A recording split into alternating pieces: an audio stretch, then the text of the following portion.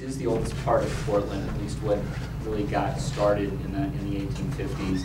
And through its many, many years, as Portland grew up and became a big shipping and manufacturing town, it also became home to a variety of ethnic cultures. There's a building on the corner of Everett and Broadway where all the African American conductors used to stay when they were in town, and there's a whole history just to that.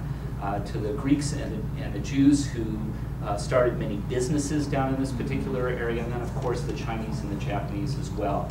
One of the other things that I think is very, very important to mention in all of this, and I think it's an important thing to consider as this district may continue to play out, is that there are two National Historic Districts in this area.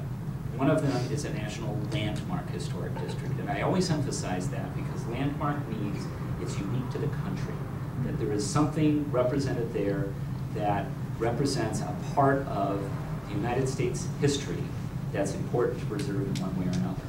And the Skidmore Old Town National Landmark Historic District is important because during the late 1800s, Portland was one of the boom towns that flourished with cast iron facades.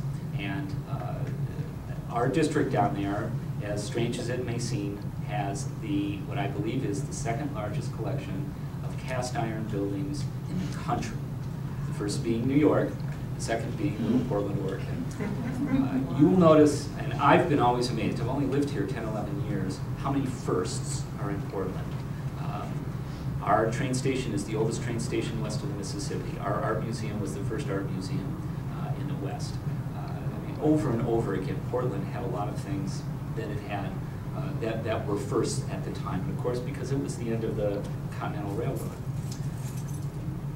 The other district is New Chinatown, Japantown, and that's to reflect the culture of the Japanese and the Chinese who lived there for many, many, many years. When I think about that neighborhood, I think about the people who have been involved and put a lot of heart and soul into that neighborhood.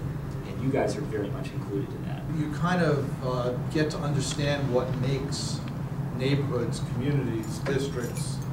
It's really an accumulation of history, it's an accumulation of personalities, it's kind of a mixture of people. We never want to kind of purify it to the point where it's homogeneous. We want it to remain a vibrant area. That's part of the story, the culture, the fabric of a district. And Old Town is probably one of the strongest districts in terms of this culture and this opportunity for ethnicity and for helping. I mean, you guys are healers. There's still a story to be told in that neighborhood.